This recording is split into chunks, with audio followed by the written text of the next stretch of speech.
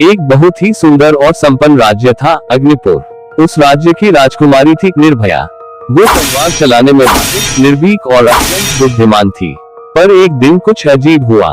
राजा के एक गुप्त सिपाही ने खबर दी कि रक्तवन, जो महल के पीछे पहाड़ियों में फैला एक लाल पत्तों वाला जंगल था, वहाँ अचानक अंधेरा छा गया है। पेड़ स्याह हो गए हैं, पक्षी चुप हो गए हैं, और जो भी वहाँ जाता है लौट कर नहीं आता। रात को एक संदेश आया, खून से लिखा था, अगर रानी बनना चाहती है तो तुझे रक्तवन से होकर गुजरना होगा। राजा घबरा गए, लेकिन निर्भया ने कहा, अगर मेरा राज्य खतरे में है तो मैं नहीं डरती। वो अकेली रक्तवन गई। हाथ में थी उसकी तलवार और साथ थी उसकी साथी काली शेरनी निशा। रक्तवन में घुसते ही सब कुछ बदल गया। वहाँ का समय धीरे चल रहा था, पत्तियां फुसफुसा रही थी और हर पेड़ मानो किसी आत्मा की तरह हिल रहा था। छाँव में छुपा है डर, सांसों में चलती सी लहर, कदम रखूं तो कांप उठे जमीन भी बोले, अपना घर, अपना घर।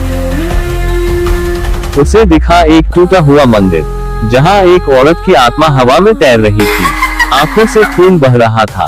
वो बोली, मैं इस वन की रानी थी, मुझे मारकर सिंहासन छीना गया।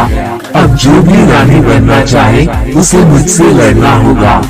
निर्भया ने डरने के बजाय आत्मा से कहा, अगर तुम्हारे साथ अन्याय हुआ है तो मैं तुम्हारा सच सबके सामने लाऊंगी। लेकिन आत्मा ने उस पर हंसते हुए प्रहार किया। फिर शुरू हुई एक भयानक जादुई लड़ाई। हवाएं चीखने लगी, पेड़ों की शाखाएं तलवारें बन गईं, और निर्भया और निशा दोनों पर हर तरफ से प्रहार होने लगा। आँखों में धुआं, रूहें बेकरार, किस सारे का ये इंतजार, रक्तवन, रक्तवन, रक्तवन, रक्तवन। लेकिन अंत में निर्भया ने अपनी शेरनी निशा और अपनी साहसिक आत्मा के बल पर उस आत्मा को हराकर उसको शांति दी। सुबह हुई तो रक्तवन फिर से हरा हो चुका था। राजमहल लौटी तो लोग दंग रह गए। निर्भया अब सिर्फ राजकुमारी नहीं थी, वो अब रक्तवन की विजेता और भविष्य की रानी थी। सत्य है कि यदि डर से लड़ो तो डर भागता है। सच्चे साहस को कोई आत्मा भी रोक नहीं सकती।